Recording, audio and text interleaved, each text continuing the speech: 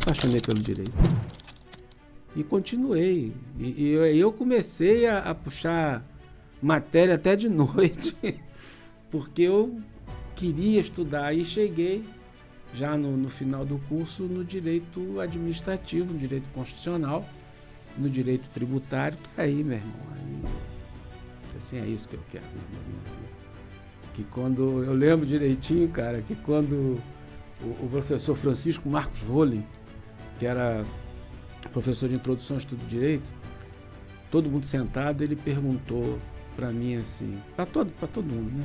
Assim, qual é o seu objetivo para estudar direito? Eu falei assim, eu quero ser juiz de direito. Eu falei assim, parabéns, mas primeiro você tem que chegar no 10º período para saber se você quer. Só do tempo que você estudava o SPB. Sabe o que é isso, Felipe? Organização Social Política Brasileira. E fazia também EMC. Sabe o que é EMC? Educação Moral e Cívica. Então você conhecia, você tinha que conhecer até a Constituição e cantar o hino todo dia. Entendeu? A partir do momento que você não deixa que você conheça o tal do SPB, a Organização Social Política Brasileira, então, cara, isso aí foi extinto em 1988 com a nova Constituição. Quando houve a Assembleia Nacional Constituinte, eles tiraram das grades escolares a questão de você conhecer o SPB e a EMC. Porque se você conhece a organização do seu país, você pode ser um político melhor.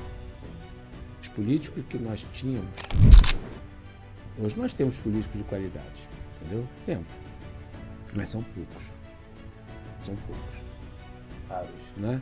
São raros. Você ter um político que realmente conheça qual é o seu papel dentro de uma Assembleia Legislativa ou dentro do Congresso Nacional é raro, né? Você conhecer um vereador que saiba qual é o seu posicionamento dentro de uma Câmara de Vereadores é raro. Tem vereadores que não sabem nem qual é a função dele na Câmara. Se eu sentar com um cara que estudou ontem, eu tenho certeza que ele vai ter algo a me passar. Eu posso ter muito mais experiência do que ele, muito mais conhecimento em algumas áreas, mas eu tenho certeza que tem alguma área que ele entendeu algo que eu ainda não consegui entender. E eu preciso absorver isso. Então você tem que ter essa empatia, você tem que ter esse carinho pelo próximo, você tem que ter essa humildade de entender que as pessoas têm conhecimento para serem passadas sempre. Principalmente as pessoas que têm mais... As pessoas mais velhas. Porque tem que ter mais conhecimento, que viveu mais. Não tem como. Ah, mas eu estudei muito mais. Não, mas ela viveu muito mais. Seja muito bem-vindo ao Voz na Cidade Podcast, a sua fonte de conexão, apoio e informação. Eu sou o Igor Bulhões e o nosso convidado de hoje une experiência, ética e serviço público. Mauro é advogado, gestor público, com quase 4 décadas de atuação no direito e na administração pública. Formado pela Universidade Católica de Petrópolis, é especialista em direito civil, processual, civil e direito público. Sócio do escritório Esteves e Rezende Furtado, em São José do Vale do Rio Preto, e perito grafotécnico cadastrado no TJRJ. Na gestão pública, foi controlador-geral, secretário de administração e de gestão de pessoas, ouvidor-geral, procurador-geral e chefe de gabinete em diferentes períodos.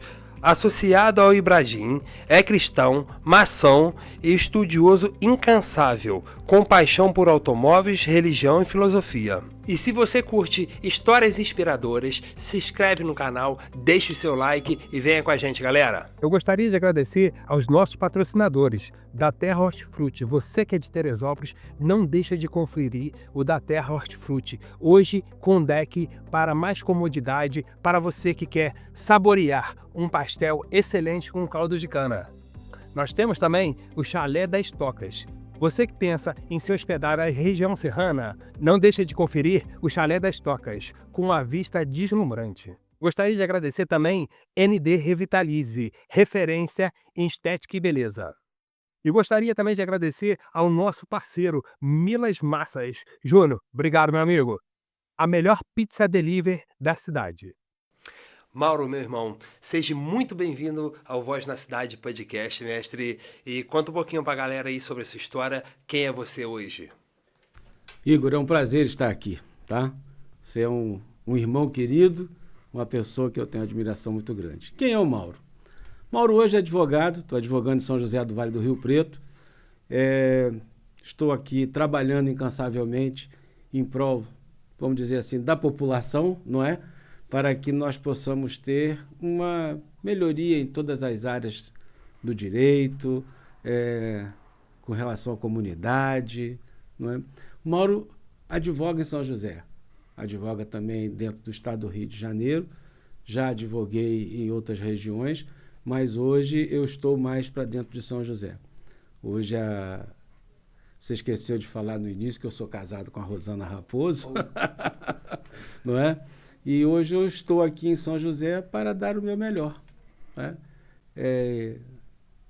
Deixando que as pessoas possam vir até o meu escritório, possam se comunicar, possam tirar as suas dúvidas e para me tentar dar uma vida melhor para as pessoas, para a comunidade e para a minha família também, não é? Oh, que bacana, Mauro. É um prazer imenso estar podendo te receber aqui. A gente é amigo num período ainda um pouco curto, porém a gente tem uma amizade muito bacana, muito sincera. Eu fico muito feliz em poder compartilhar as nossas famílias, tá?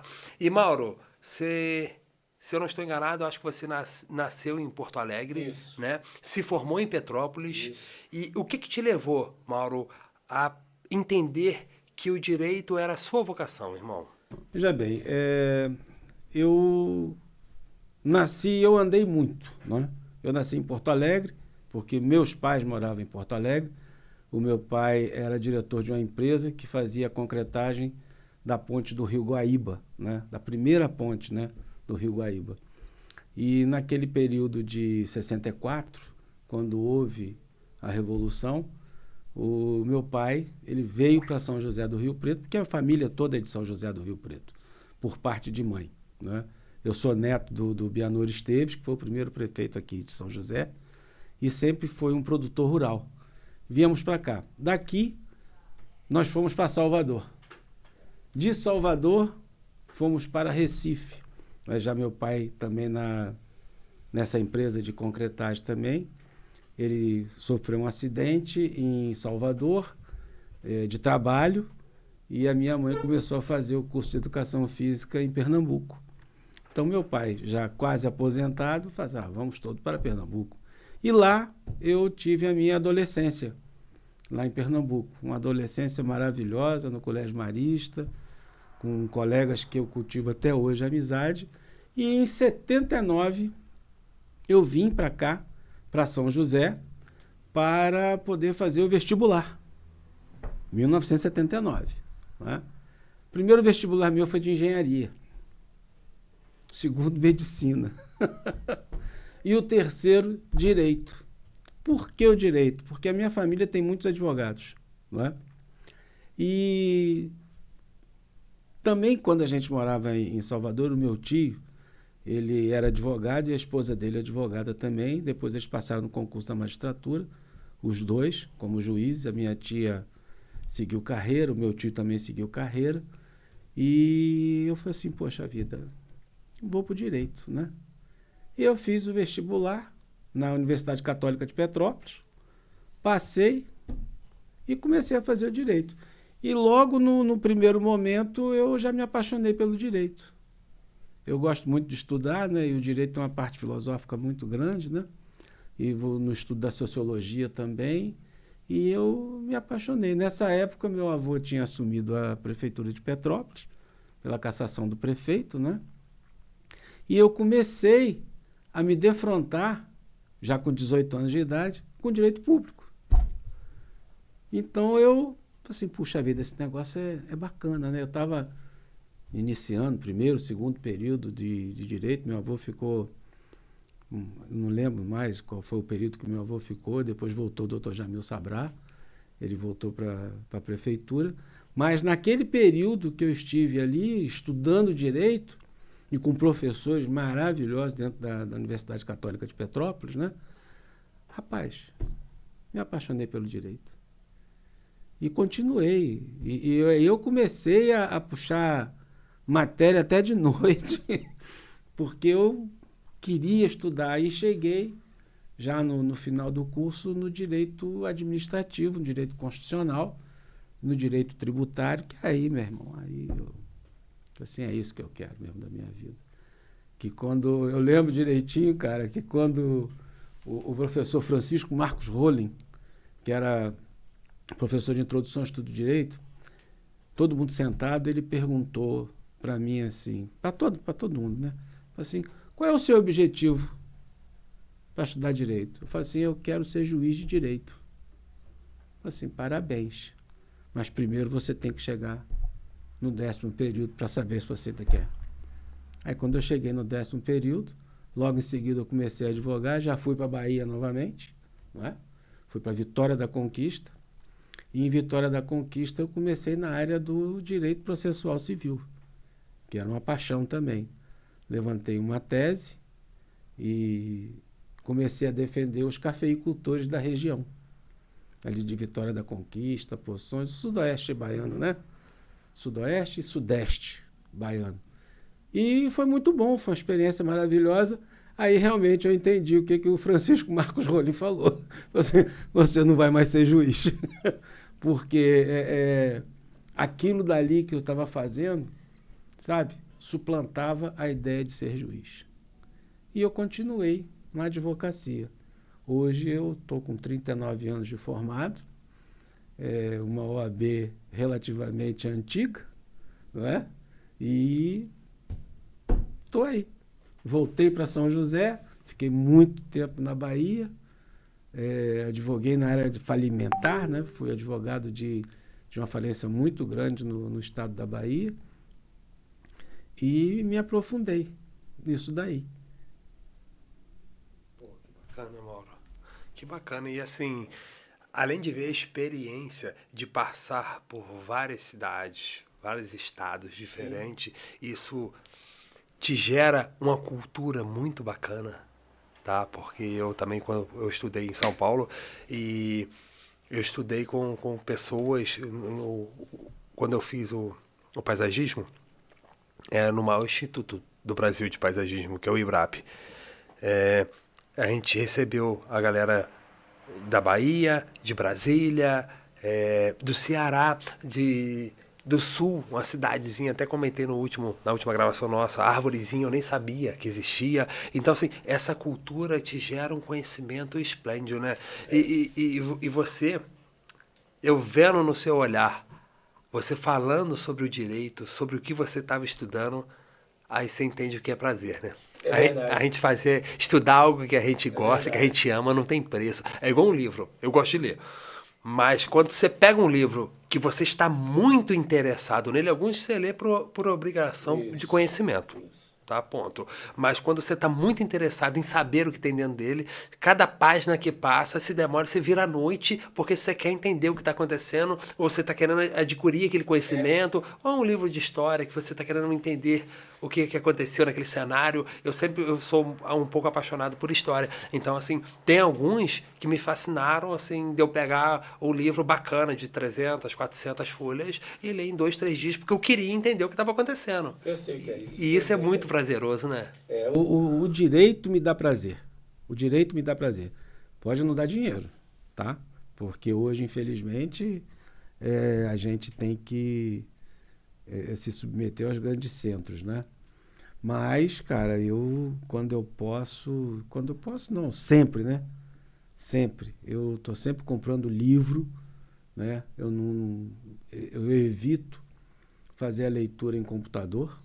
Eu prefiro comprar um livro, riscar ele todinho, marcar, porque, cara, aquilo ali é essencial, sabe? O direito, quanto mais você estuda, mais você sabe que você tem que estudar. Porque o direito é uma ciência, mas é uma ciência dinâmica, não é estático, né? No Brasil hoje você tem mais de 15 mil leis. Então você vê que uma leizinha, às vezes, se adequa a um determinado caso de uma determinada pessoa.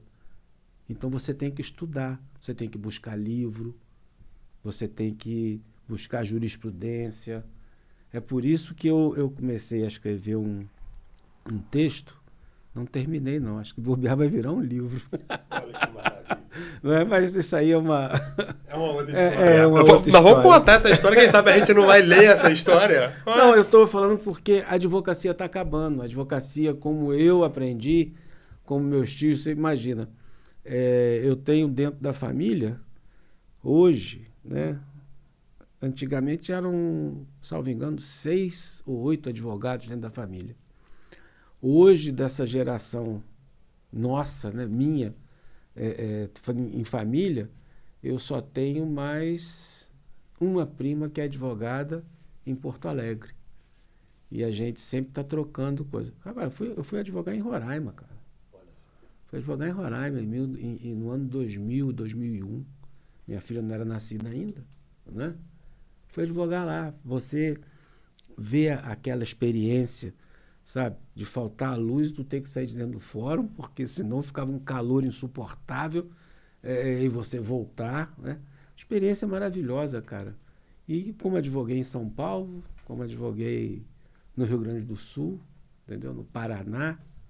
Então, são experiências. Então, você adquire experiência. Hoje, com a virtualização da justiça, cara, você está na frente do computador, você está na frente da câmera ali, entendeu? O juiz está lá do outro lado, você perdeu a pessoalidade, como a gente está aqui, entendeu?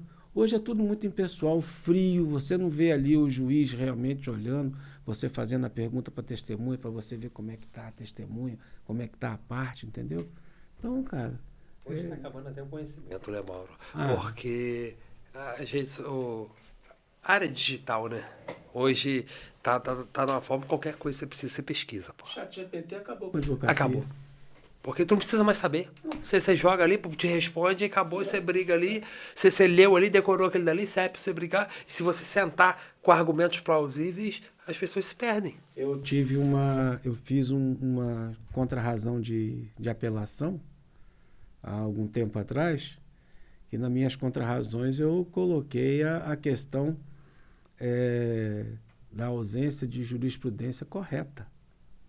Porque eu tenho mania de, quando vou fazer alguma réplica, alguma contestação, eu vou atrás daquela jurisprudência que a pessoa colocou. E normalmente você vê que aquilo dali está inventado, meu irmão. Você tem lá o camarada bota RESP 2292 São Paulo. Vai lá e você vê que aquilo dali não é. Então, perdeu-se o quê? Perdeu-se até a vontade de estudar, cara. Minha época eu conto pro pessoal que quando eu ia botar jurisprudência nos meus processos, eu tinha que buscar o índice, que saía de 3 em 3 meses, do Tribunal Federal de Recursos. Pô, tem tempo, hein, cara?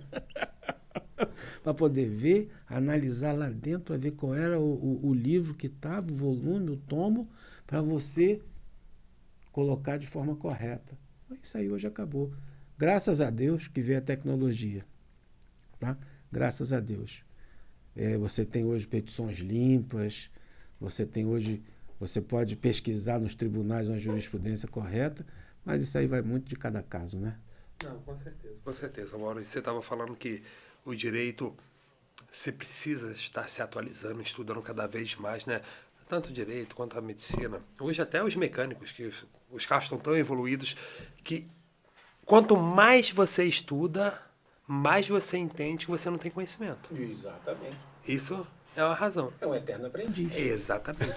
A vida, você vai ser sempre um eterno aprendiz. Você tem que ter isso na sua cabeça, que a vida é um aprendizado imenso e maravilhoso, e você tem que estar aberto a sugestões, opiniões e a conhecimento. Porque a partir do momento que você fala, eu sei, acabou.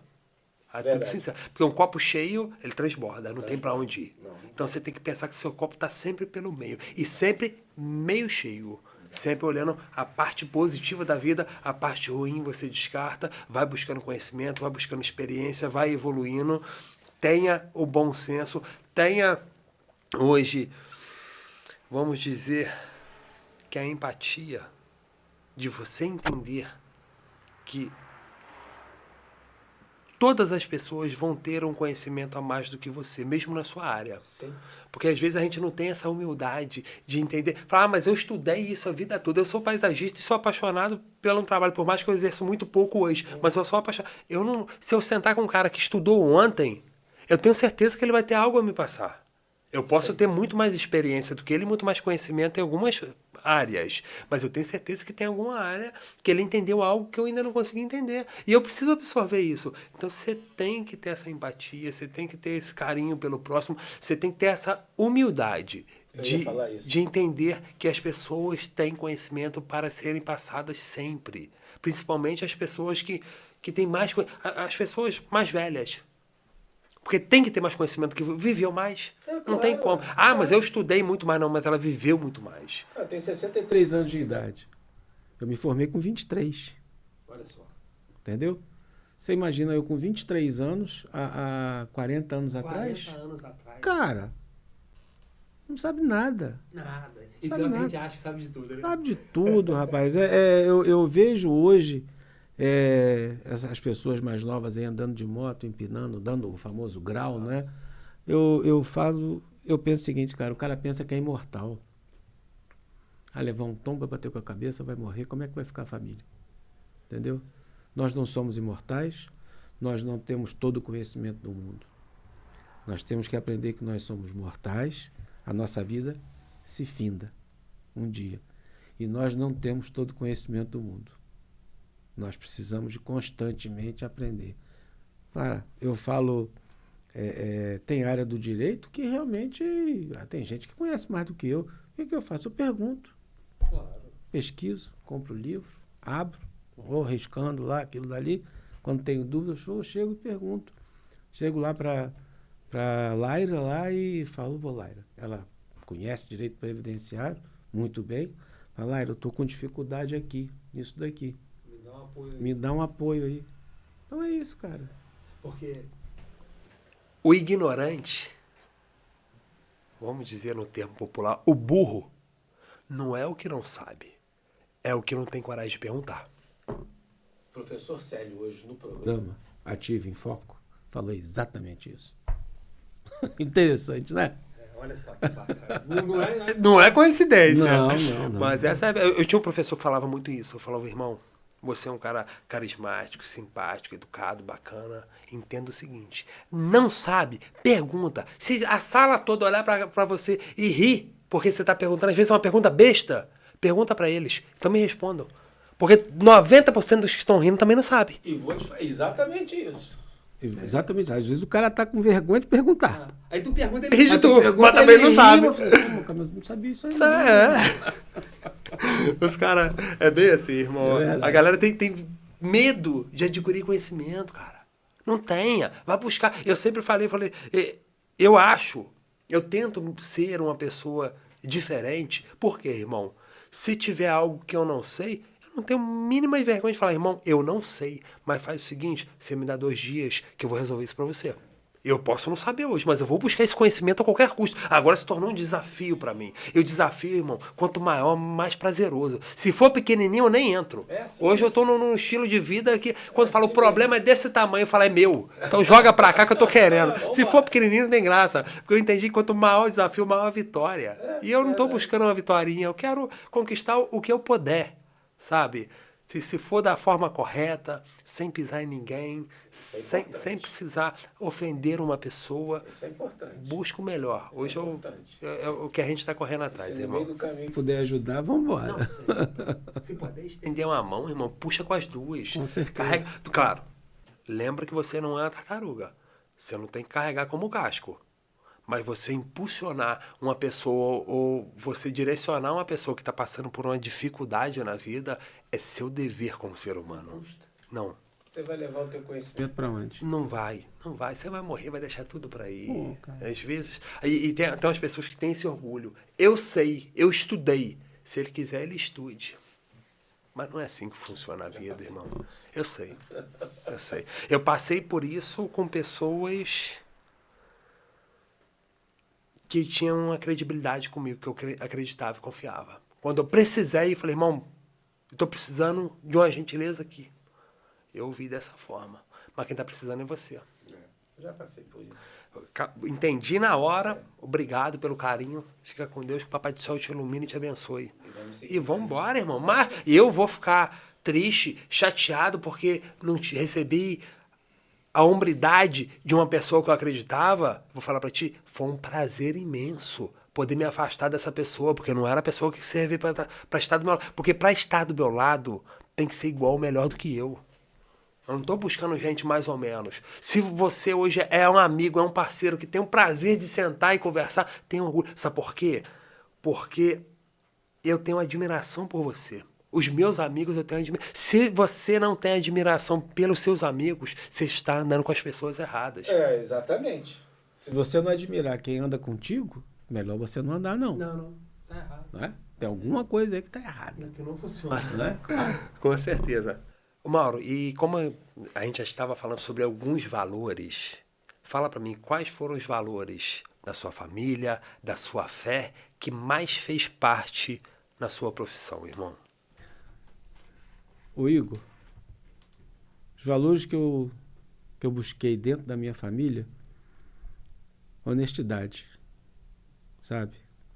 Honestidade, carinho com as pessoas, humildade. E dentro desse tríduo, vamos dizer assim, para minha profissão como advogado, eu busquei levar, entendeu? Busquei levar a humildade, o respeito ao próximo, o carinho com que você deve fazer as coisas.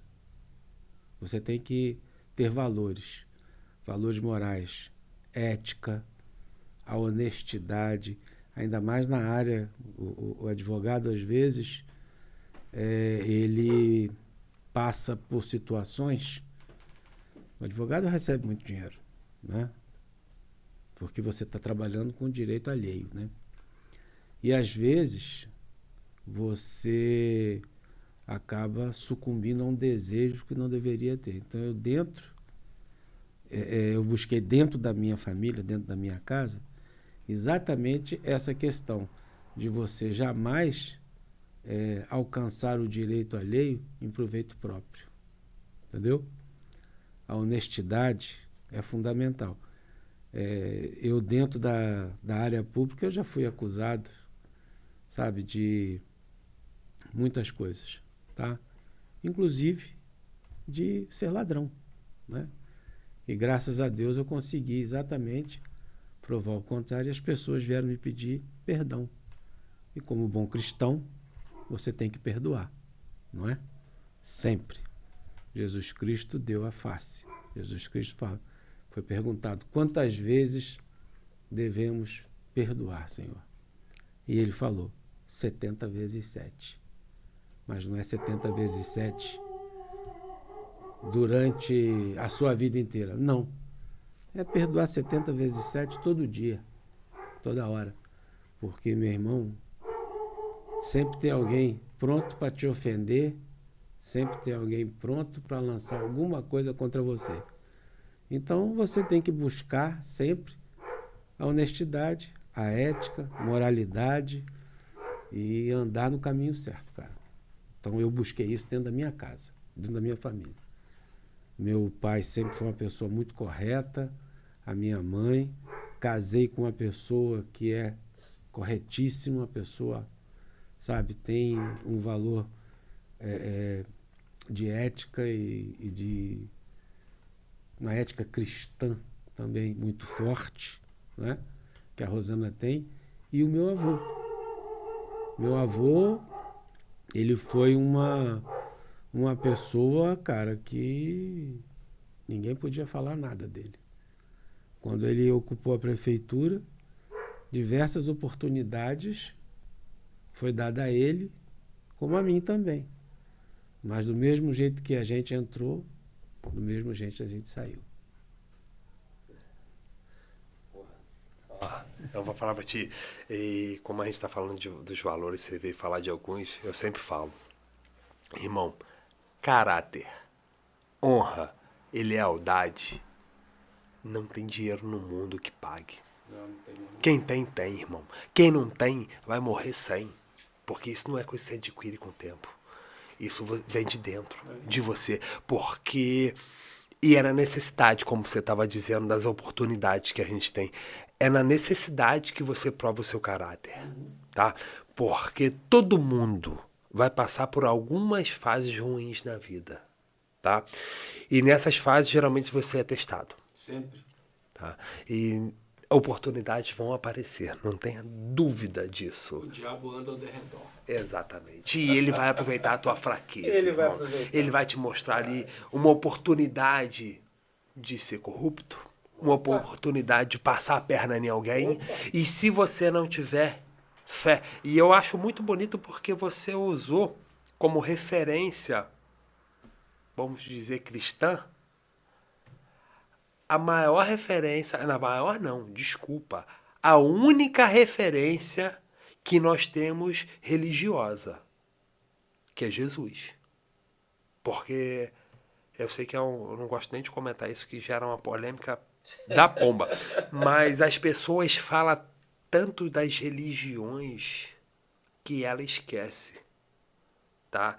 Quem foi a única pessoa que esteve aqui na Terra que de fato representava algo religioso, que é a nossa referência religiosa. Sim. Porque as pessoas estão preocupadas com a fé tal, com a igreja católica, com a igreja evangélica, com o kardecismo, com não sei o que, com umbanda, que eles esquecem os princípios da onde vem.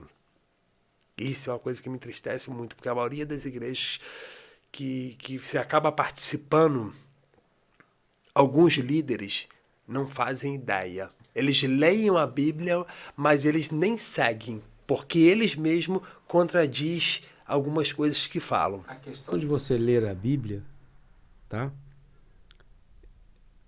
É uma questão muito importante, porque você tem que interpretar a Bíblia da forma correta.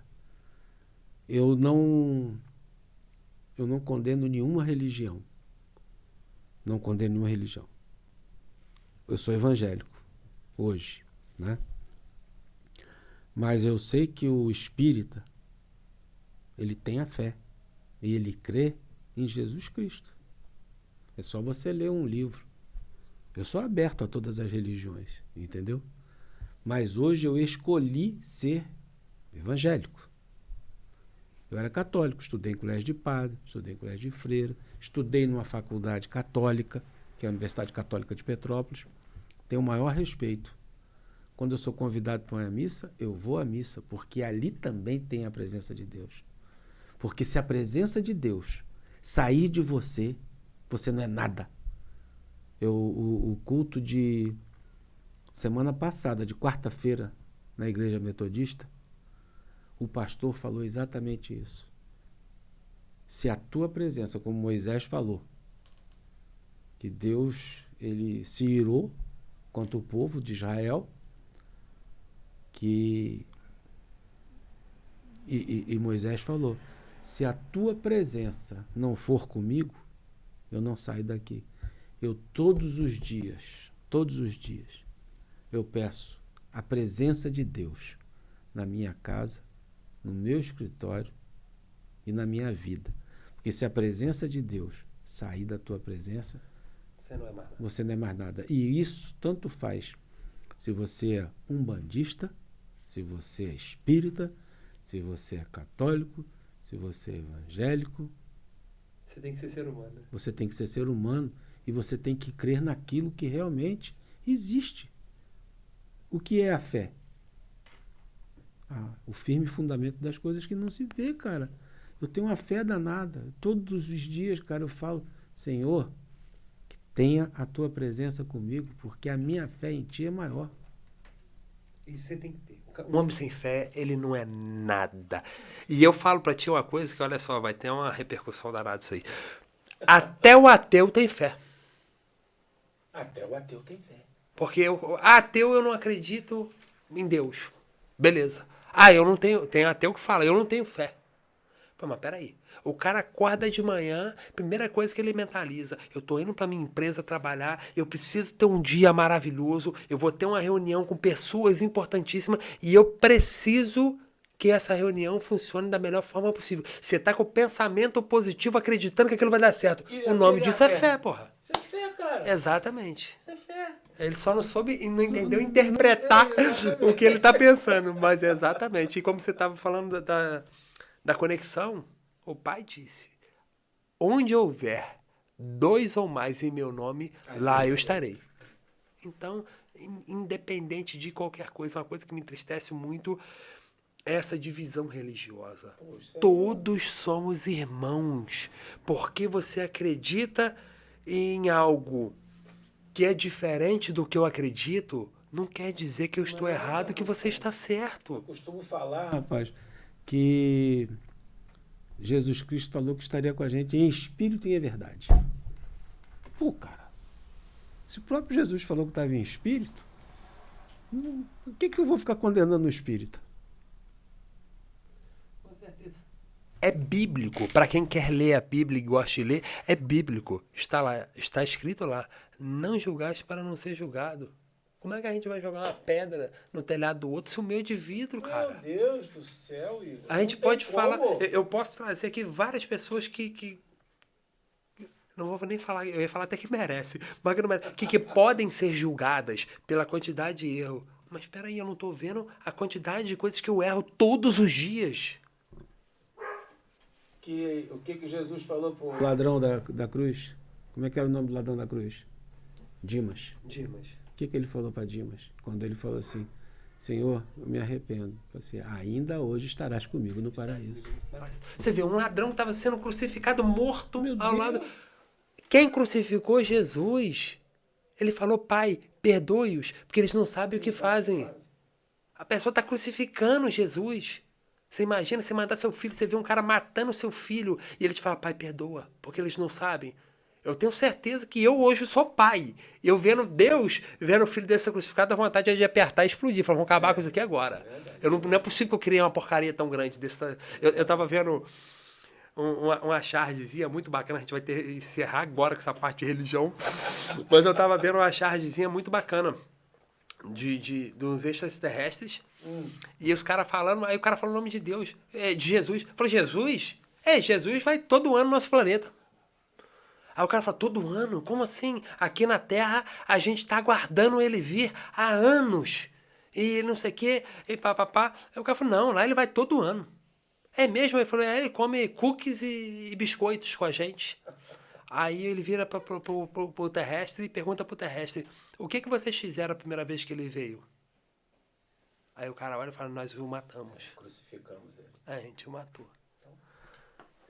Então a gente vai ter que aguardar mais algum tempo. Rapaz, se a gente for falar em Não, vamos deixar isso para outro dia, porque senão isso vai ser um episódio especial. Vou fazer um convite a um pastor muito bacana e a gente vai ter um prazer, porque aí nós precisamos de uma autoridade na área também. A gente é aquele cara assim que a gente é amante pela parte religiosa, a gente gosta do conhecimento, a gente busca Papai do Céu todos os dias, mas você tem muito mais conhecimento que eu na área, mas eu ainda não tenho conhecimento para discutir e debater isso. Mas eu vou trazer algumas pessoas. Quero trazer tanto o pastor e em breve o padre. Padre Hernandes. Vamos chamar. Quem sabe a gente não consegue unir os dois, um pastor e um padre, para a gente conversar sobre religião junto. Lá no Ative Foco, né? Desculpa, até tá falando sobre essa... Lá no Ative Foco era um negócio muito interessante quando o Padre João Rosa estava aí. O Padre João Rosa fazia parte da bancada. Então tinha o Mauro, evangélico, né? O Celso, católico, o Eloíro, espírita, e o padre, a autoridade eclesiástica. Né? Então, era um negócio muito interessante. Nós nunca discutimos. O respeito é mútuo. Claro. Nós temos que entender. A gente só fica triste com os mercadores da fé, não é? Que estão aí para enganar as pessoas, né, em proveito próprio. Mas isso aí você deixa para lá. Vamos deixar para um próximo cenário. Tem quem julgue. Irmão, a gente já entendeu que você construiu uma carreira muito sólida no direito, tá? E hoje você faz parte do escritório aqui em São José, Esteves Rezende Furtado. Isso. Tá? Hoje, os projetos de vocês, os trabalhos de vocês, tá? É voltado para que área? O Esteves e Rezende Furtado é uma sociedade que eu tenho com a doutora Laira Rezende Furtado. Né? Nós constituímos a empresa em 2012. Então já vamos com 13 anos. Nosso escritório ali na Antônio Coelho Guerra, 99, no Sobrado. E eu tenho a minha sala também lá no edifício empresarial GCM, sala 405, onde eu recebo e a gente está nessa batalha aí. Nosso foco é o direito público, né? Porque a Laira também ela é especialista em direito público, licitações e contratos, na área do direito administrativo, é uma advogada assim de primeira linha. Trabalhou comigo em 2005, quando eu fui procurador-geral no governo do Manuel Esteves, e aí eu voltei para a Bahia, e quando eu vim para cá, acho que 2010, eu acho, por aí, eu falei, Laira, vamos ver se a gente consegue seguir junto aí, né? Porque ela realmente é uma pessoa, sabe, além de ter um caráter maravilhoso, é uma pessoa que conhece muito direito. E nós resolvemos unir forças, né? E constituímos o Esteves e Rezende Furtado, Sociedade de Advogados, registrado na OAB, tudo certinho, bonitinho, né? Para a gente poder também galgar aí, entrar em diversas áreas. Nosso foco, como eu já disse, é o direito administrativo, não é? Pela experiência nossa, ela já ocupou cargos públicos também, em assessoria jurídica, e também na área do direito eleitoral, né? Eu já tenho uma carreira mais ou menos já de uma longa data no direito eleitoral, que também é uma coisa que é apaixonante, né? Já advoguei para eleições de prefeito, deputado, e a gente vai seguindo aí nessa área, porque o direito eleitoral ele tem um foco muito, vamos dizer assim, restrito, né? O direito eleitoral ele é um pouco restrito. Por quê? Porque você trabalha de 2 em 2 anos. Quando você foca só na área municipal, você vai trabalhar de 4 em 4 anos. Só que os processos, eles continuam, né? Hoje, se você puxar aí dentro do tribunal, tem um monte de processo, porque cada processo eleitoral que é aberto para candidatura a governador, a prefeito, vereador, deputado, tudo tem que ter um advogado e um contador, né? Hoje, pela legislação eleitoral. Então, eu me aprofundei nisso daí. Fiz curso também, né? Na área do direito eleitoral. Direito eleitoral é uma área que você tem que ter muita atenção, porque as resoluções do TST, elas mudam de acordo com a vontade, né? Então, você tem que estar sempre pensando. Só não muda a questão da prestação de contas, né? E do processo eleitoral. Aqui em São José a gente tem uma sorte muito grande, tá? Que o Tribunal Regional Eleitoral daqui, a nossa sessão eleitoral, né? Zona eleitoral, ela tem funcionários bons, que conhecem o direito. Então fica muito mais fácil trabalhar. Mas quando você vai aí para o interior do estado, Bahia, por exemplo, cara, aí você pega meio pesado. Eu já advoguei em direito eleitoral no interior da Bahia. Realmente você pega. São servidores de carreira, cara. Mas são servidores que você pega assim, sabe? Não se importa muito. Não se importa muito, não, sabe? Não se importa muito, não. O juiz, você tem que ter um diálogo muito forte com o juiz também, não é? O juiz aqui de São José, ele é um professor, né?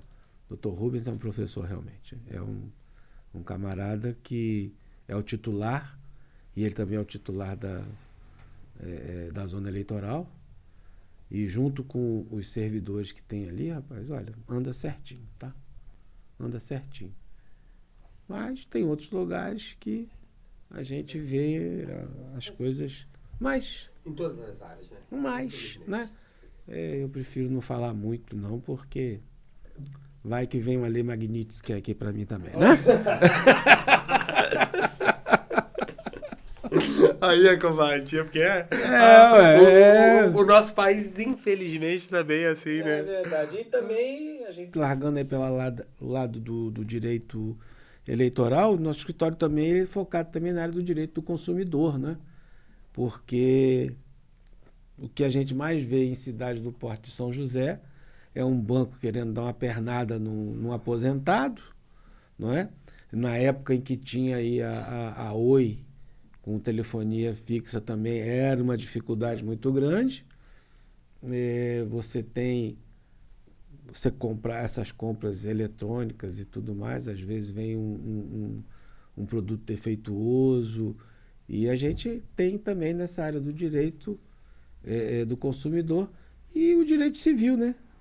O direito civil também, hoje todas as relações que você tem, ela está ali dentro do Código Civil Brasileiro, a Lei 10.406, que você tem todas as questões contratuais e tudo. Também fiz um curso também muito interessante, não vou nem falar onde, né, porque senão as pessoas podem pensar que é uma forma de você, mas fiz um curso em contratos, sabe? Muito interessante também, aí você se apaixona pelas coisas, né? Então eu gosto muito dessa... É o conhecimento da tua área. Essa área do direito contratual, que é muito legal também, e você aplica em todas as relações, inclusive aqui. Nós estamos diante de um contrato, Sim. não é? Então é muito legal. O direito é um espetáculo, cara. Faço ideia. Nunca almejei esse conhecimento, não, até porque... O direito rege a tua vida, cara. A partir do momento que você botou o pé na rua, o direito está regindo a tua vida. E você precisa ter uma base, pelo menos o mínimozinho de conhecimento, até porque para buscar os seus direitos. Exatamente. Só isso. Exatamente. Então eu acho que o direito é que nem o respeito. Ele termina onde começa o do próximo. E você tem que saber onde começa e onde termina. É o direito de vizinhança, Exatamente. né? Tá lá dentro. Ô Mauro, e você estava falando que você é perito grafotécnico.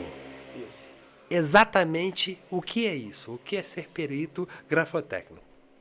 Perícia grafotécnica, ela existe desde que o homem começou melhor, nem a perícia, né? A grafotecnia, né? Então vamos lá. Desde que o homem começou a escrever. Porque a grafotecnia é o estudo do seu modo de escrever, do seu modo de assinar, do seu modo de... Da escrita mesmo. Da escrita mesmo, né? Então, ela é muito utilizada dentro do Poder Judiciário na área, por exemplo, de contratos. Né? Uma assinatura. Uma assinatura, você vai fazer uma assinatura, toda assinatura ela tem características que são imutáveis. Então, mas você tem que saber ler aquilo dali para poder fazer um laudo, emitir um parecer. Então, o perito grafotécnico, ele é um auxiliar do juízo, exatamente para saber se você realmente assinou aquela procuração, na época do cheque, né? Se você assinou o cheque, na época do contrato agora, se você assinou o contrato realmente, não é? Definindo quais são as características, o tamanho da sua escrita. Se você tem um laço que você faz no seu escrito, o espaço que você tem entre as letras que você está assinando, isso tudo é uma característica imutável. Então a perícia grafotécnica ela surgiu exatamente para auxiliar a justiça, os juízes, na condução da sua sentença, vamos dizer assim. Então eu fiz o curso, essa é coisa muito interessante também, por quê? Porque a Rosana foi vítima de uma falsificação. Eu já tinha uma experiência, né? O que tinha, o que não tinha. Aí o que eu fiz? Eu peguei e falei assim, não, eu vou fazer, porque eu me deparei com um contrato em que realmente eu tinha uma dúvida se era ela que tinha assinado ou não. Entendeu? Até ela ficou em dúvida, falou assim, mas eu não assinei isso. Mas a assinatura é igual a minha, lá. Mas a assinatura é muito parecida. Aí eu peguei, busquei um curso e fiz um curso em perícia grafotécnica, depois fiz o curso de perícia judicial e me cadastrei junto do Tribunal de Justiça do Estado do Rio de Janeiro para poder ajudar as pessoas a definir se você assinou ou não. Rapaz, aí quando você começa a ter o olhar técnico, você vê realmente Que existe uma diferença. que existe uma diferença enorme, tá? E só o técnico, não é? Com o olhar mesmo, trazendo todas as nuances que tem dentro de uma assinatura ou então de uma escrita. Então, só o técnico é que tem esse olhar, entendeu? De você saber se, olha, essa assinatura aqui é muito parecida com a do Igor, mas não é a do Igor. Por quê? Porque ela tem uma característica do tamanho. O Igor, ele assina de um tamanho sempre. Essa daqui está um pouco maior, essa aqui está um pouco menor. Essa daqui tem uma lateralização para a esquerda, que a gente chama de lateralização sinistra, entendeu? Posição da mão. A posição da mão, do punho, a firmeza com que você coloca o punho em cima da caneta. Aí você vai também analisar a profundidade dessa escrita. Cara, você usa microscópio para você poder, você usa paquímetro. E é um barato, cara. Muito legal. A minha vocês estão enrolados para descobrir, porque a minha tem um formato diferente cada vez que eu assino. Não, mas você deve ter alguma característica. Se você vê uma... Você pode ter uma característica no final da assinatura, que é uma isca que você faz, a gente chama que é fisga. Como você não tem uma fisga de anzol, Sim. Às vezes você tem aquela característica, aquele detalhe aí, cara, vai falar se é tua ou se não é tua. Você pode ter os garranchos que você quiser, mas o início do garrancho é sempre o mesmo, o final do garrancho é sempre o mesmo. Eu tenho uma coisa na minha assinatura que eu sei que vai ser difícil Até ser um copiado. espaço entre uma letra ou outra. Mas A minha assinatura, se você ver outra muito idêntica, você pode desconfiar que não é minha não, porque tem uma coisa errada. Brincadeiras à parte, mas é isso aí. A perícia grafotécnica é para isso. E fica a dúvida, eu acho que acredito que você tirou não só minha, mas de você e também que está nos assistindo, que eu acredito que a maioria tinha a mesma dúvida, cara. É muito legal, realmente. O perito grafotécnico é auxiliar do juízo. Né? Eu falei da formação, falei tudo, mas eu tô falando de algo que eu não sei nem o que é, eu quero entender o que está acontecendo. Eu fui buscar a especialização exatamente porque fomos vítimas de uma falsificação. Olha que bacana. Aí hoje a gente também trabalha como auxiliar técnico e tudo mais também. Era a dificuldade que a gente busca o conhecimento, tá vendo só? Você passou por um problema que infelizmente você às vezes naquele momento não conseguiu resolver e falou, eu vou buscar conhecimento. É isso que é querer ter conhecimento. Estudei, vi e resolveu. Maravilha, graças a Deus. Ô Mauro, e a gente está falando sobre as assinaturas.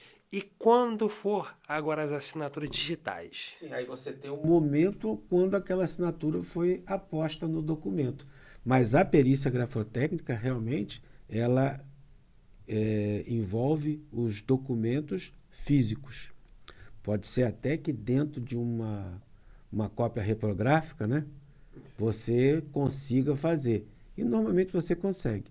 Mas a assinatura digital tem algumas características que você pode buscar também para saber se aquela posição foi feita no documento ou não, porque a assinatura digital ela tem que ser colocada diretamente no documento. Muita gente hoje está cortando a assinatura e fazendo a colocação através do computador, né? Paintbrush, tem outras coisas que agora, aquela do final CDR, como é que é o nome daquilo?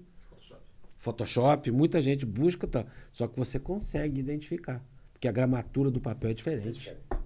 Então você, pela gramatura, você consegue. Opa! Olha só. Vamos dar um segundinho agora, o nosso amigo Felipe está chegando aqui com o nosso apoio do Mila Massa, Juninho, que cada semana tem surpreendido a gente um pouco mais. E vamos ver o que o nosso irmão mandou pra gente hoje. Olha, rapaz! Olha, nós estamos recebendo aqui Isso é uma esfirrazinha? Esfirra doce, rapaz. Uma esfirrazinha doce com um suspirozinho por cima, maravilhoso. Cheiroso, hein? Cheiroso. Olha, rapaz! Olha! Que é isso? Eu não sabia Hoje- que... Aí hoje o não é. Juninho hoje surpreendeu Hoje- imensamente. Olha aqui, galera, que lanche maravilhoso. rapaz. E se você gostou e quer contratar esse serviço, Milas Massas, nosso amigo Juninho, tá? Vamos deixar aqui o link dele na descrição nossa aqui, tá? É só fazer o pedido que vai chegar aí quentinho, quentinho. Hein? Puxa vida, hein? Juninho, Isso aí. obrigado pelo Obrigado, carinho. irmão. Mais uma vez, não tenho nem como te agradecer, irmão. Vou agradecer ao Juninho também, rapaz, Aí. porque olha, a gente que chega com fome, rapaz, ter um lanche desse maravilhoso, parabéns, cara, parabéns. Milas Massas, o melhor lanche da cidade. É isso aí, irmão. rapaz. Tamo junto, Juninho. Obrigado. Ô Mauro, conta pra gente, você que já trabalhou em muitos setores, né, dentro do serviço público, você já foi controlador geral, secretário de administração, de gestão de pessoas, procurador geral e chefe de gabinete. O que cada cadeira, cada trabalho desse te ensinou sobre transparência, licitação e no serviço ao público geral? Eu fui controlador geral, secretário de administração, secretário de gestão de pessoas, ouvidor geral no município de Sapucaia. No município de São José, eu fui chefe de gabinete, procurador jurídico em 1990, 91, 92, depois chefe de gabinete e, por fim, na última gestão, eu fui advogado eleitoral do Rosaldo, né? A gente conseguiu colocá-lo como candidato e como prefeito, né? Porque ele tinha um impedimento. A gente conseguiu fazer isso no TSE e eu ocupei, a pedido dele, não era a minha intenção, mas ele me pediu porque ele estava doente, né? E uma pessoa que eu sempre gostei muito e respeitei.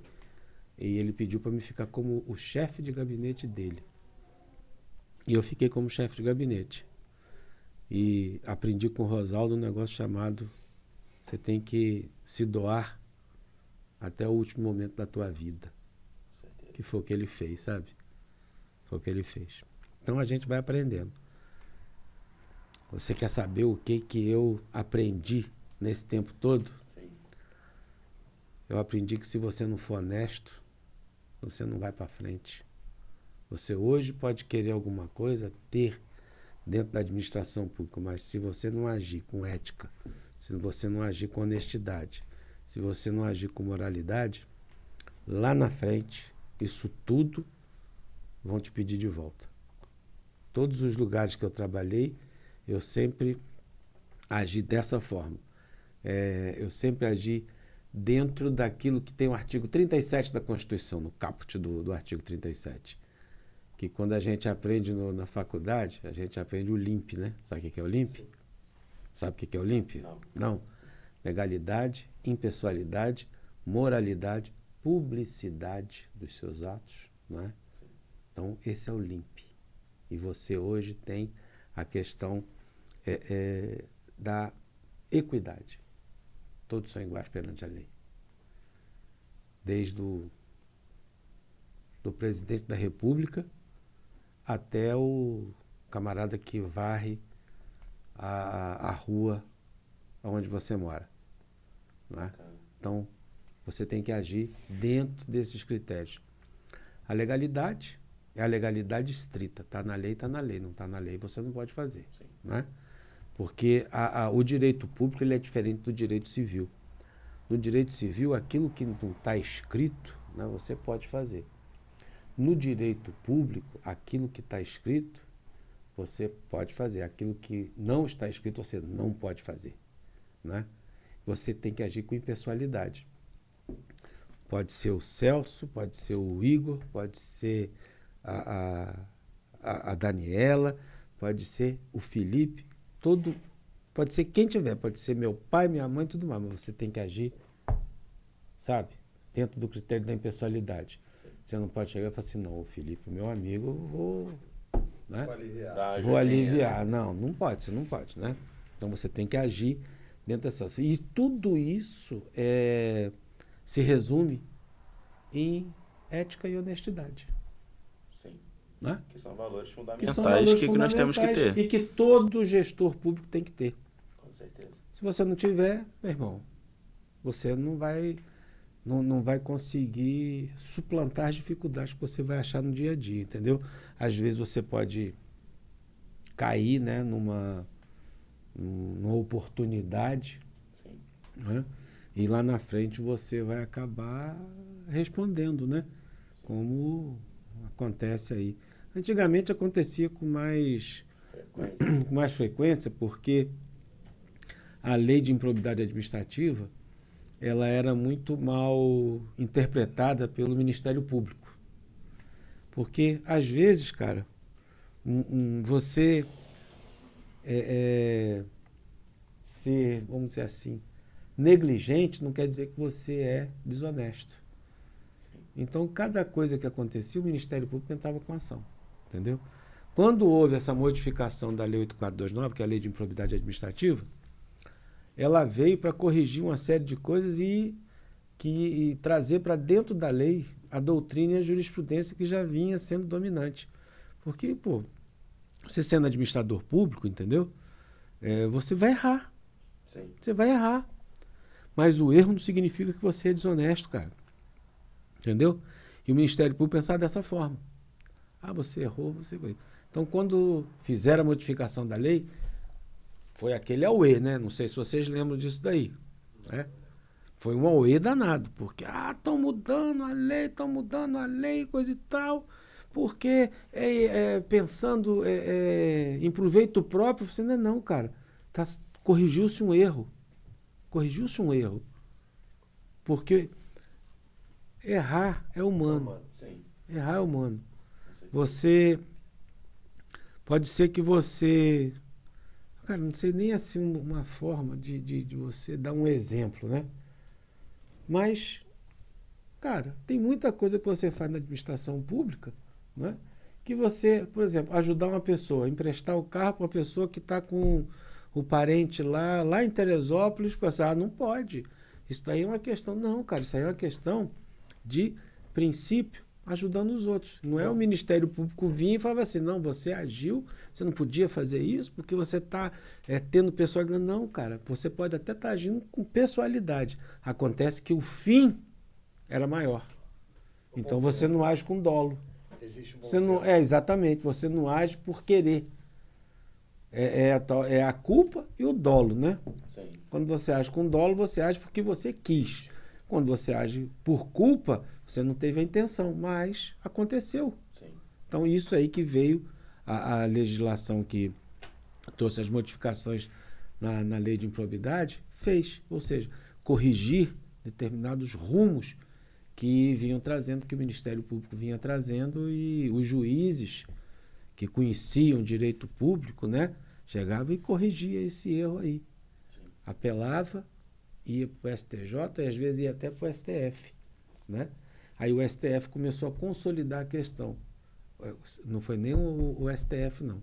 O STJ começou a consolidar a questão da culpa e do dolo. Você não pode ter... Até a culpa e o dolo genérico tinha que ser o dolo específico, porque o dolo genérico você tem. Agora, o dolo específico, aí sim, quando você tem a vontade, assim, vou pegar esse relógio aqui do Igor, né? Um relógio bacana, vou ficar com ele para mim. Isso aí é um dolo específico. Você tem a vontade de furtar, a vontade de roubar, não é? Então isso aí foi corrigido. E, cara, mas você ser um gestor público, eu fui gestor público numa época muito difícil, tá? E defendi como advogado muita gente. E graças a Deus a gente obteve alguns êxitos dentro da questão. 100% a gente não consegue, não é? Não tem como. Não tem como. Mas a gente conseguiu aí 50%, 60%, né? Isso daí. Passou de ano, né? Deu para passar. Deu para passar de ano, mas eu acho que ainda tem muito rumo a ser corrigido dentro da administração pública. Eu acho que a gente, dentro da administração pública, a gente tem que agir com mais seriedade, Sim. sabe? Aquilo ali não é teu. Aquilo ali não é teu. Você, quando entra na gestão de uma cidade, na gestão de um estado, ou na gestão de um país, você não pode agir como que aquilo fosse seu. Ele tá doido para perguntar alguma coisa. Tá. Não. Aquilo ali não é seu, cara. Aquilo ali é do povo. Quando você entra, você foi, vamos fazer assim, uma empresa, uma SA, você tem o corpo de acionistas. Certo? O corpo de acionistas, ele é chamado para poder eleger o CEO, certo? Que é o chairman, né? Então, esse camarada vai ser o presidente do Conselho Deliberativo. Quem são os conselheiros? São os secretários. Então, você tem que ouvir seus secretários e seus ministros, até porque você colocou ali pessoas de confiança para lhe ajudar. E, às vezes, acontece exatamente o contrário, né? Quer fazer o que der na cabeça. Né? Que você que resolve, né? Você que manda, que você é coronel e... mas não a é gente assim. sabe que acontece, né? Sim. Acontece. Às vezes você está dentro de num lugar que o CEO não manda, né? É complicado, Esse CEO aí não vamos deixar para outro episódio, Outro tá? momento. Mas, exatamente, Mauro, que você falou, eu sempre falei sobre isso, tá? Primeiro que os gestores, eles têm que entender que eles não são gestores. Eles estão como gestores, tá? E é o seguinte, irmão. Você que quer fazer parte de uma gestão pública, você tem que entender que seus interesses não são mais importantes. Não. Acabou por ali. Acabou. Agora, o importante é o interesse das pessoas, daquele município, daquele estado, daquele país. Então, é a gestão local, tá? Você tem que entender o seguinte. Primeira coisa são os bens comuns. É o que é para todos. Exato. Se isso não funcionar, esquece o resto tudo. com certeza. Eu sempre disse, tá? A minha família, tá? A minha parte profissional e a gestão pública funciona da mesma forma. É o seguinte, meu irmão. Primeiramente, você tem que construir um alicerce sólido. Se você não tem base, não adianta levantar uma parede. Com certeza. Tá? Então as pessoas vêm, prometem Deus e o mundo para todo mundo e não conseguem entregar nada. Por quê? Ele está esquecendo do básico. Enquanto você não tiver uma saúde pública plausível, uma base educacional, tá? E as vias públicas transitáveis, não dá nem para dar um próximo passo. Esse é o básico do básico. Primeiro você precisa gerar conhecimento, tá? Mas a gestão pública tem medo. Por quê? As pessoas com mais conhecimento vão querer discutir. Sim. Então, assim, a ignorância torna aceitável. Porque quanto menos conhecimento, mais fácil você manipular alguém. Com certeza. É a forma de manipulação ali da galera. Claro. Então, Você só manipula quem não conhece. quem não tem conhecimento. Claro. Então, os caras não querem dar base educacional, não querem gerar conhecimento. E eu falo de município pequeno porque é o meu conhecimento. Por que a saúde pública não se desenvolve? Por causa dos favores. Mantém alguns eleitos. Infelizmente, é a triste realidade nossa. É verdade. É a triste realidade nossa. Hoje eu fiz uma lá onde eu estava, na parte da manhã, o professor Célio fez o professor Célio é uma pessoa maravilhosa, né? Sim. Ele fez um determinado apontamento, eu no final do programa eu falei assim, professor, eu acho que de repente se houvesse uma reformulação de um vereador não ganhar, o vereador prestar um serviço público relevante, talvez a gente pudesse melhorar as câmaras. Entendeu? Sim. Porque eu acho o seguinte, cara, o prefeito, vamos botar em termos de prefeito, porque é o único ente federativo concreto da nação, qual é? Município. É onde você pisa. Não é? Sim, é a estrada que você anda. Sim. Não é verdade? Então, é o ente federativo concreto. Município. Então, você tem que tratar do município. Correto. Certo? Cara, quando você ter que vamos botar um vereador, seja serviço público relevante, então você vai melhorar por cima. Só vai ser quem tem interesse para ganhar um salário mínimo, não é? O camarada vai ter interesse em ser. Sim. Beleza. O prefeito não. O prefeito, ele tem 24 horas por dia, ele tem que estar ali. Correto. Certo? Ele foi eleito para isso. A disponibilidade 24 horas dele é por toda dia. da população. Então eu acho até que ele tem que ganhar bem. Sim. Assim como os secretários, tem que ganhar bem. Correto. Certo? Parar a vida dele. Agora o vereador não. O vereador ele pode ter Manter o trabalho dele. manter o Sim. trabalho dele, tudo numa boa, tranquilo, chegar nas reuniões, tem os seus assessores vão lá e falam assim, olha, fulano de tal, lá da estrada do não sei o que lá, está precisando de uma determinada coisa. Olha, vieram reclamar aqui que a saúde não está indo bem, está precisando de melhor. Então você vai com coisas concretas, Sim. entendeu? E você tem que ter o apoio. Você tem que ter o apoio. Dentro de um município de pequeno porte, de médio porte, até de grande porte também, né? Você tem que ter apoio. Apoio de quem está lá embaixo. Se você não tiver apoio, você não vai para lugar nenhum, meu irmão. Por isso que é muito importante você tomar muito cuidado com as pessoas que você põe na sua gestão, tá? Sim. Porque se não tem competência, não serve para estar ali. Cara, você não pode prometer. Não tem. Você prometeu, acabou, irmão. Você vendeu a alma. Não pode prometer. Não pode. Você prometeu, você está caindo num erro. Sacrificando o seu próprio mandato com promessas que foram Pois é, vazias. E eu já vi isso aí acontecer muitas vezes. Não é uma vez só, não. Mas infelizmente, aí a gente volta para a base educacional. Infelizmente, a falta de conhecimento. O povo gosta da promessa. Sim. Infelizmente. Porque eles ouvem, o cara vai ser bacana. Ele veio aqui pregando coisas bacanas, que vai mudar, vamos dar essa credibilidade. Ô Igor, eu sou de um... Não vou falar em saudosismo. Sou de um tempo que você estudava o SPB. Sabe o que é isso, Felipe? Não. Organização Social Político Brasileira. E fazia também EMC. Sabe o que é EMC? Educação Moral e Cívica. Então você conhecia, você tinha que conhecer até a Constituição e cantar o hino todo dia. Entendeu? A partir do momento que você não deixa que você conheça o tal do SPB, a Organização Social Política Brasileira, então, cara, isso aí foi extinto em 1988 com a nova Constituição. Quando houve a Assembleia Nacional Constituinte, eles tiraram das grades escolares a questão de você conhecer o SPB e a EMC. Porque se você conhece a organização do seu país, você pode ser um político melhor. Sim. Os políticos que nós tínhamos, hoje nós temos políticos de qualidade, entendeu? Temos.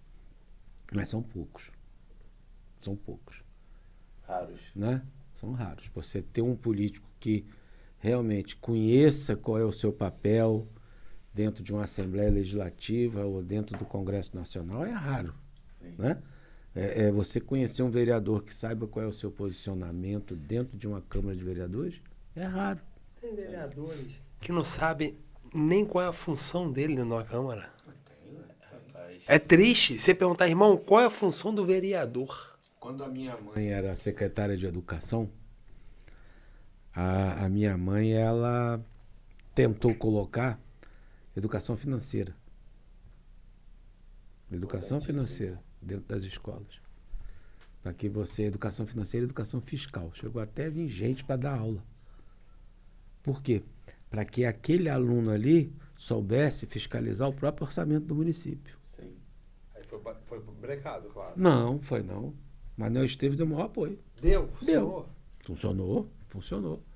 Rapaz, eu vou te fazer uma pergunta, Igor. Você conhece alguém que conheça orçamento?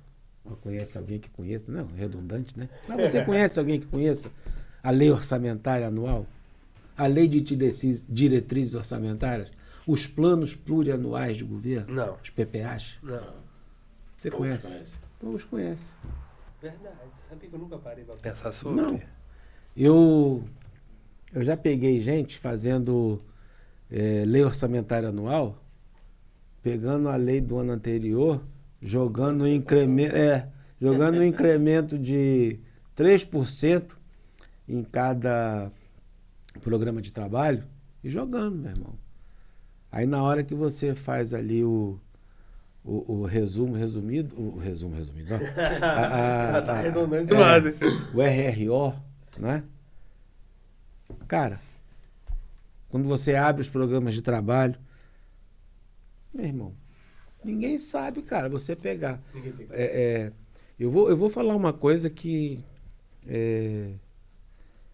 hoje eu conheço muita gente aí, tá? E os servidores nossos, vou botar servidores nossos, cara, são servidores bons, sabe?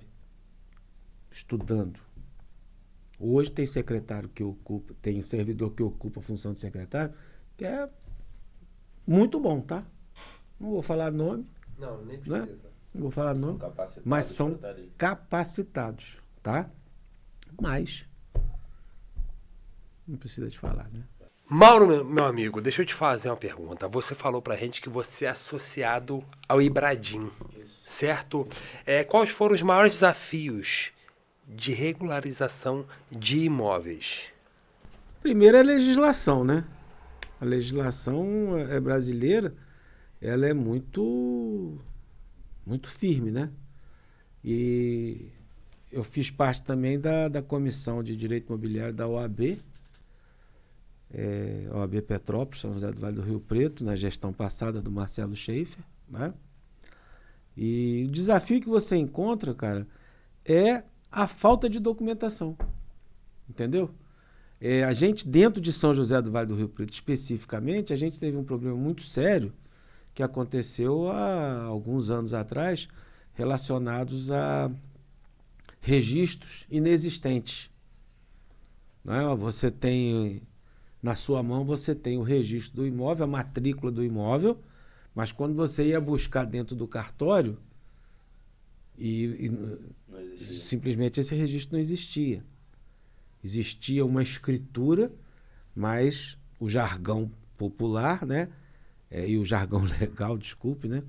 É que quem registra é que é o dono. Aí você encontrava um registro que não existia. Então, a questão também relacionada a muitos loteamentos sem documentação, vendendo no papel de pão. São José tem problemas graves em relação a isso daí. As pessoas falecem e os herdeiros não abrem o inventário. Isso daí é uma prática que vai dificultando a questão da regularização dos imóveis. Aí agora vem a prática do uso capião, não é?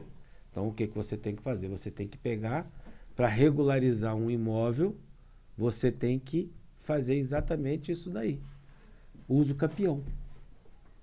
Então como é que você vai usucapir? Não é? Você tem que pegar um mínimo de documentação. Como é que eu vou te falar assim? O Brasil, ele teve uma legislação de registro público, que é a Lei 6.015, a partir de 1973 ou 76, agora eu esqueci, não lembro, né? Mas antigamente era transcrição. Você tinha lá, e isso foi até pouco tempo atrás também, vamos supor que o imóvel do Felipe, né? Na campanha eu estive lá na casa do Felipe pedindo voto, né?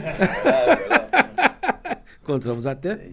Aí tinha o imóvel, ele pega da jaqueira, pega na pedra que tem aqui a 200 metros mais ou menos, dali ele segue até o cocô do pato, que está em cima da outra pedra, e dali ele vai até o galho caído. As transcrições tinham dessa forma. Evoluiu. Com a lei de registro público, essas transcrições elas passaram a ser matrículas. Então, cada imóvel tem sua matrícula. quando você faz a escritura pública, essa escritura pública ela tem que ter um registro público. Aí, o cartório que era responsável por São José fazia a escritura, te entregava o registro, mas o registro não existia. Isso aí foi objeto de uma intervenção, o cartório foi fechado e passaram-se para, salvo engano, para o 4º ofício do registro de imóveis de Petrópolis e depois para o 11º.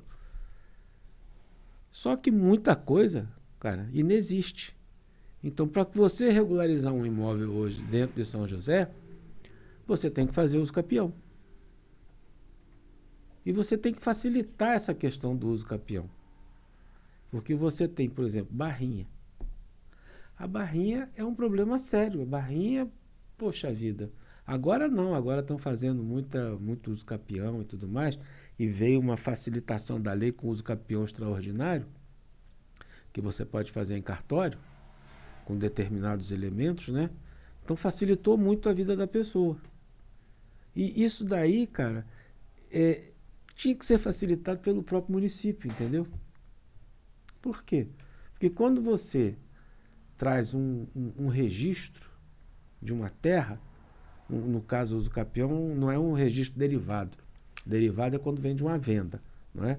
Aí eu tenho o registro, vendi para o Felipe, isso daí é um registro derivado, né? Você tem o registro originário, que é do uso capião. Isso daí vai gerar imposto. Gera arrecadação para o município, claro. Né? Mas os caras IPTU, são idiota. IPTU, não é? Então o que você tem que fazer? Você tem que facilitar. Ah, tem lá o loteamento da barrinha. Poxa, vamos entrar lá e vamos ver o que a gente pode auxiliar. Ah, mas o dono da propriedade não fez. Não importa.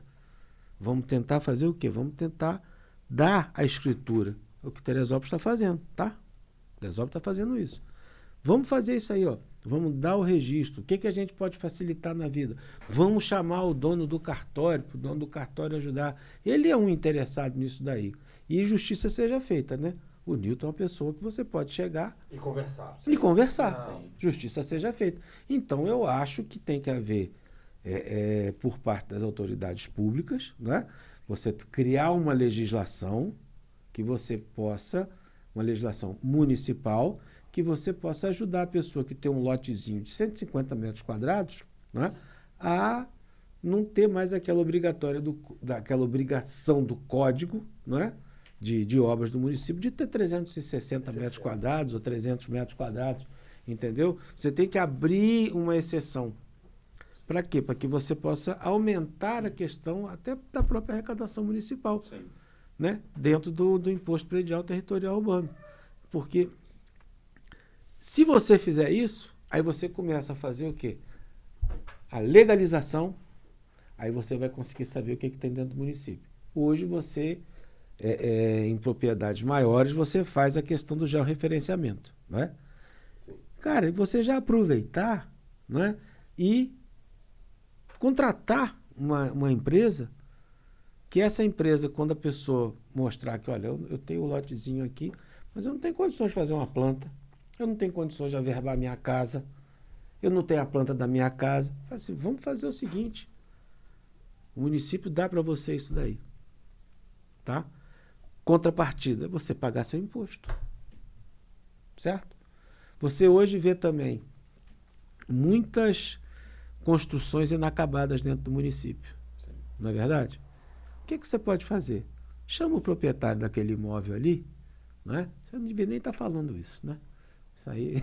Não. Chama o proprietário daquele imóvel, fala assim, meu parceiro, ó, você paga IPTU, a tua inscrição municipal é essa daqui, mas a tua casa está inacabada. Vamos fazer o seguinte, acaba aí, faz um embolsinho, ou dá uma chapiscada nisso daí e pinta. Ah, não tem telhado, bota um teladinho aí.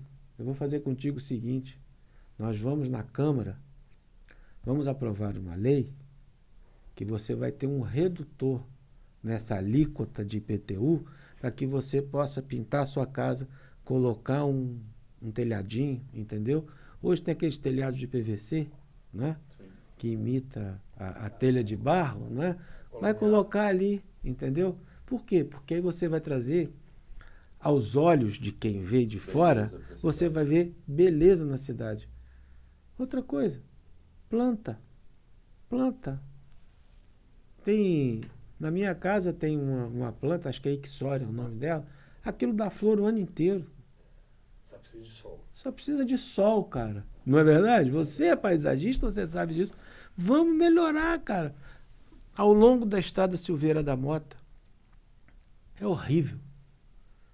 É horrível. Mas, pô, cara, se você chegar ali e você, naquele barranquinho que tem ali, você conseguir colocar ali, depois você dá uma aguada, vai ter sol lá, cara. Planta Ixória. Acabou, cara. Vai dar beleza. O que a gente precisa. O Roberto Lopes, quando foi secretário de Agricultura, cara, foi secretário de Agricultura do Adilson Faraco. Cara, ele plantou na cidade, sabe? A minha mãe, quando foi secretária de Educação, fez um projeto na escola, 1992, se eu não me engano, porque a Ponte Vermelha ainda não estava pronta. Junto até com o Roberto Pérez, eles colocaram balões com semente de ipê e fizeram, sabe, os balões com a semente de ipê, aquilo ali subiu, quando explodiu, meu irmão jogou em tudo quanto é. Hoje você vê um monte de ipê amarelo, ipê roxo, ipê branco, porque é daquela época, entendeu? Então, cara, você embelezar o município, poxa vida, o camarada quando vê, o cara de fora, quando vê, fala assim, pô, aquele município ali é um município bem tratado. As casas têm telhado, o cara não vai chegar lá para ver aquele telhado de plástico. As casas são pintadas, entendeu? Sim. Então você tem que ter o quê? Você tem que ter empatia, certo? Com o seu contribuinte também. Com certeza. Não é você só cobrar, é você dar. Como é que você faz? Alíquota diferenciada. Você faz alíquota, você não pode zerar o imposto, sim, não é? Mas você pode fazer temporariamente uma diferenciação de alíquota. Se você fez a diferenciação de alíquota, o camarada fala assim, olha, o camarada que deixa de pagar R$50, R$100, o cara, ó, pô, legal. E você tá... Sim. E você tá dando um pouco mais de dignidade a essas pessoas, cara. E a questão das ruas bonitas, primeiramente, você tem que entender que nós precisamos conscientizar a população que o que é público é de todos. Tá? Porque esse negócio, infelizmente, não deixa de ter razão. Uma vez eu vi sobre isso, por que a baleia está em extinção e a vaca não. Porque a vaca é privatizada. A baleia não. É triste a gente saber que o que é meu eu cuido. O que não é meu é de todos.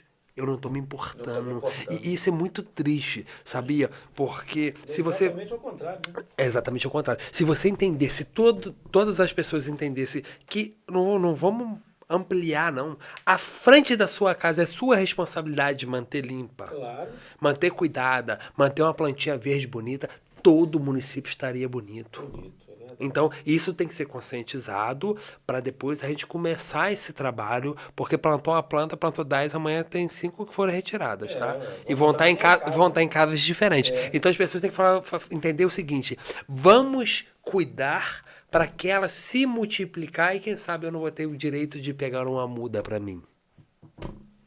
Você cuida que tudo se multiplica. Teve uma época que eu ia lá no horto municipal para pegar muda para botar na minha casa.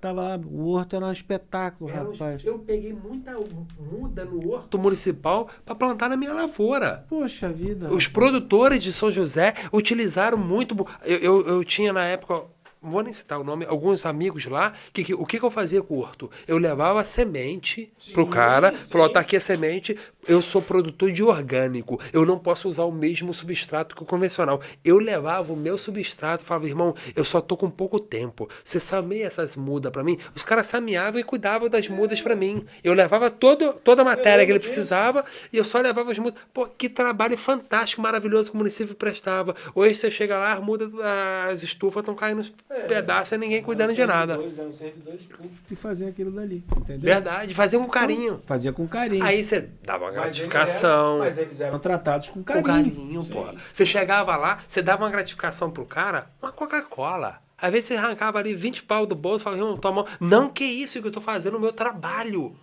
Você vê que o cara tá fazendo por prazer. Ele tá de fato cumprindo com a função dele. Entendeu? Não são aquelas pessoas que estão ali encostadas, estão querendo trabalhar. Mas a questão, vamos dizer, da gorjeta, seja lá, é gratificação. Você tá só agradecendo pelo carinho que ele tá te tratando. Mais nada. Exato. E a questão também, você tocou na questão do produtor rural, cara. O produtor rural tem que ter mais carinho. O cara tem que ser tratado com carinho, rapaz. O São José do Vale do Rio Preto é o maior exportador de frango, rapaz. Então cuida da estrada, rapaz, para poder tirar o frango. Pô, cara, eu vejo lá em cima no Morro Grande, tem um local lá que sai uma quantidade de frango boa. Cara, se bobear qualquer dia, um caminhão tá tombando ali dentro, cara. Você foi falar da estrada e das empresas.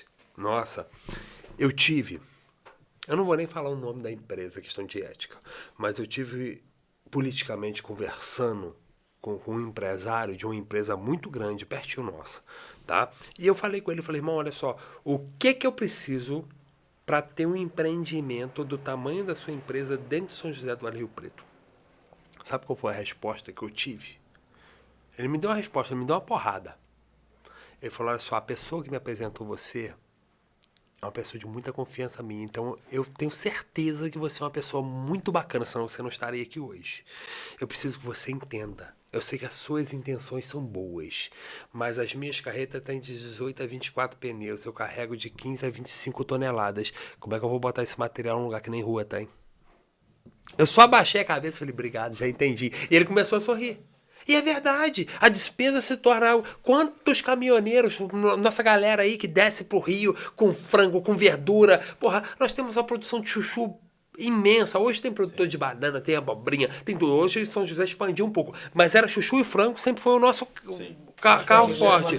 Continua sendo.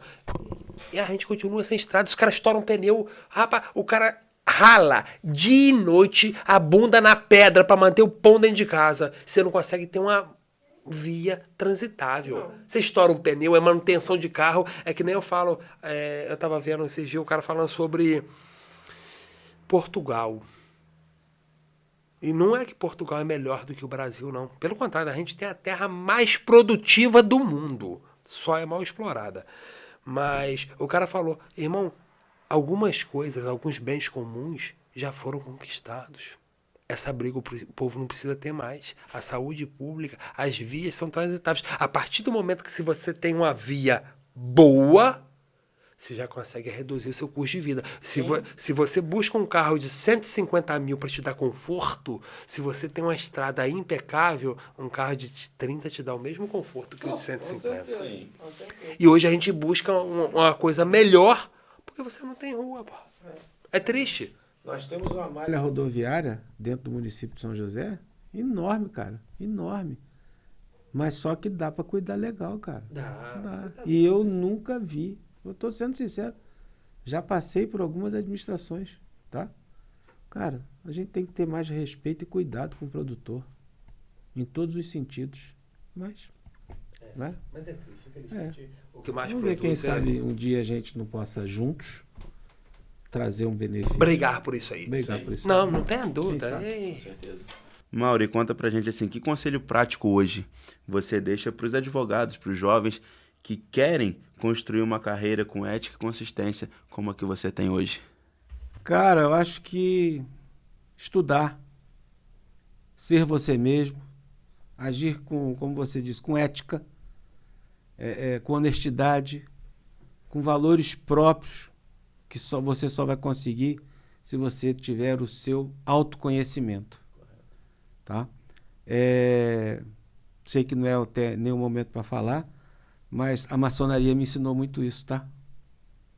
A maçonaria me ensinou a ter o autoconhecimento, o respeito ao próximo, aquilo que a mão direita faz, a esquerda não vai saber, tá? E, principalmente, honestidade. Esses conceitos eu já tinha na minha vida, tá? Quando eu Ingressei na maçonaria, esses valores que estavam dentro de mim, eles ficaram muito mais arraigados. Então, o conselho que eu dou para um jovem advogado é: estude. Estude. Se conheça. Olhe no espelho. Seja um eterno aprendiz. Porque a mestre você vai chegar. Mas se você não tiver um bom aprendizado, você jamais vai conseguir se conhecer. Então, meu irmão, seja um eterno aprendiz. E nunca perdeu os seus valores, né? Os valores você não pode perder jamais. Porque quando você busca o aprendizado, os seus valores vão ficar muito mais arraigados dentro de você. É isso aí, galera. E ó, fica a deixa do nosso amigo Mauro, tá? Você que está se formando agora, estude muito, acredite, faça por onde. Lembre-se que para você chegar lá só depende de você. E não passe por cima dos outros. Nunca. Isso, exatamente, Mauro. Para quem já é formado, se atualize, né? Porque Continue as leis estudando. estão sempre mudando. Para você que é formado, entenda que você ainda não tem o conhecimento que você precisa. Direito é dinâmico, não é estático. Exatamente, é isso aí. Ô Mauro, então vamos aproveitar essa deixa aí, meu irmão. Vamos deixar aí pra galera que, se precisarem do seu trabalho, que possam estar contratando você, contactando o seu escritório. Deixa suas redes sociais, seu contato aí pra galera. Ok. Olha, meu escritório fica ali na Antônio Coelho Guerra, 99, e a minha sala fica ali no edifício empresarial GCM, que o pessoal conhece como o prédio do Gilson, né? Na sala 405. Meu telefone é o 24 99231 6765. Se alguém quiser ver minha rede social, que eu posto muita coisa relacionada à casa, à família, né? Mauro Esteves, arroba, né? Como é que é o negócio, Felipe? Arroba Mauro Esteves, _, não é? E Facebook também é uma coisa que eu também não... Você sabe que eu fiz o Facebook só por causa de eleição, né? Mas agora eu estou começando mais a investir em rede social, porque a gente não pode viver sem ela, né? É necessário. E meu e-mail também é mauresteves1@gmail.com ou mauresteves@erf.adv.br. Se alguém precisar de um conselho, se alguém precisar dos serviços, eu estou à disposição. Se alguém precisar de saber alguma coisa, e não se importe com... Eu estou aí para atender a todo mundo, independente de pagamento ou não. Porque eu acho que o direito foi feito para a gente servir ao próximo, tá? E não... É lógico que a gente precisa de dinheiro para viver, porque a aranha vive do que tece, né? Mas, se alguém precisar de algum conselho, alguma coisa, eu estou à disposição, tá?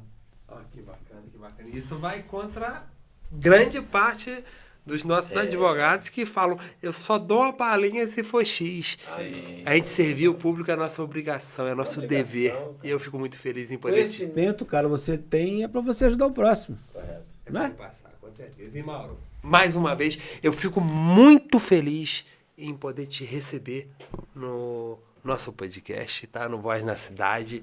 Eu vou falar para ti, foi criado com o mesmo intuito que a gente sempre conversa, de poder trazer um pouco mais de visibilidade à nossa população, de poder fazer benfeitorias ao nosso município, tá? Então, porque nós temos a parte social daqui também, tá? E é tão prazeroso quanto o nosso trabalho. Não tenha dúvida. Então, assim, muito obrigado por estar aqui hoje com a gente, participando de coração. Agradeço demais o convite, tá? E se porventura for necessário, estarei aí para contribuir sempre. Quem sabe tá? uma parte 2 aí do... Não, ele estará em breve. Ele estará em breve, não tenha dúvida. Também muito obrigado pelo lanche. Tamo tá? junto. Agradecer ao Júnior Isso é o também. melhor da noite, porque é o lanche, tá vendo? Com certeza. E ao Celso também, né? Não, isso aí Esse é o cara. é o maior produtor de São José do Vale do Rio Preto. E não tô falando de produção rural, tô falando das redes sociais, hein, galera? Com certeza. Então é isso aí, família. E nós vamos encerrando aqui mais um episódio do Voz na Cidade podcast. Tamo junto, família. Até o próximo episódio, hein? Tchau, tchau, família. Um abraço a todos. Muito obrigado.